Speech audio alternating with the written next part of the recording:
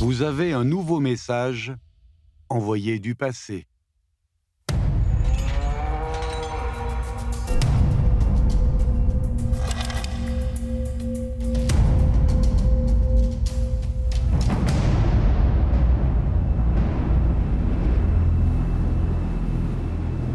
En l'an 12 de l'ère Keyuan de la dynastie Tang, une initiative d'infrastructure a été lancée en tant que stratégie nationale.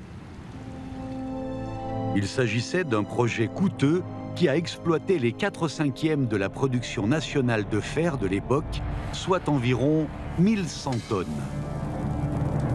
Voici les taureaux de fer du fleuve Jaune qui ont servi de pieux au pont flottant de Pochendo.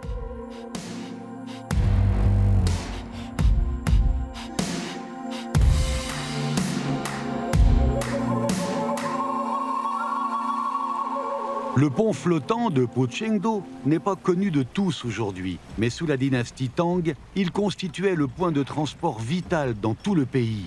Le sel du Hotong, le fer du Shanxi, les grains du Guangdong et les troupes gardant la capitale et ses environs se croisaient ici. Par conséquent, les pieux de ce pont flottant étaient d'une importance primordiale.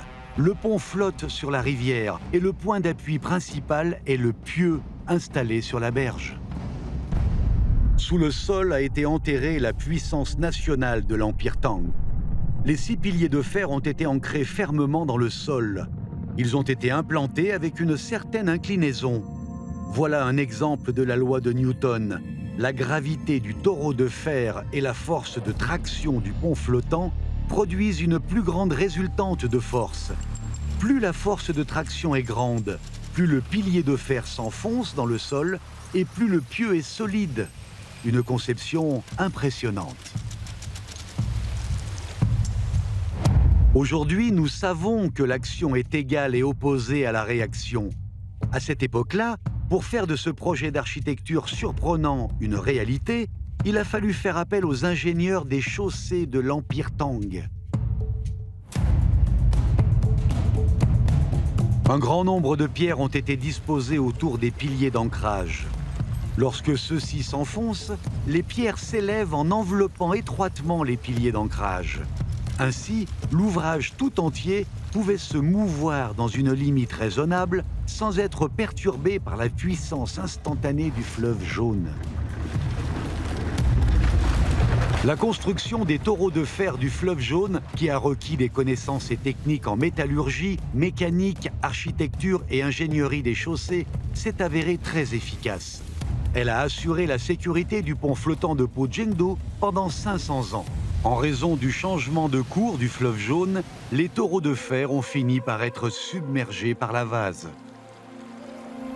Selon les normes de constructions internationales actuelles, la durée de vie d'un pont devrait être supérieure à 75 voire 100 ans. Aujourd'hui, 1300 ans plus tard, la structure de contrainte des taureaux de fer du fleuve Jaune en tant qu'ancre de pont est restée intacte. C'est 13 fois plus que la norme moderne. Il est impossible de connaître le nombre exact de personnes de la dynastie Tang qui ont emprunté ce pont flottant en ressentant la pression des vagues déferlantes du fleuve Jaune sous leurs pieds. Nous ne savons pas non plus combien d'érudits, de soldats et de marchands venus à Chang'an s'y sont demandé comment l'Empire Tang est devenu aussi puissant et prospère. Aujourd'hui, nous comparons les gens aux taureaux pour décrire leur entêtement. La comparaison est aussi utilisée pour complimenter quelqu'un envers qui on éprouve de l'admiration. Il se pourrait bien que les taureaux de fer du fleuve Jaune soient ceux qui ont travaillé le plus durement dans le monde. Entraînant des chaînes de fer, ils ont étayé le pont flottant de Pochendo. Ils ont été les témoins du changement de cours du fleuve Jaune. Le temps passe, les taureaux de fer veillent silencieusement sur la rive, accompagnés par les courants incessants du fleuve Jaune.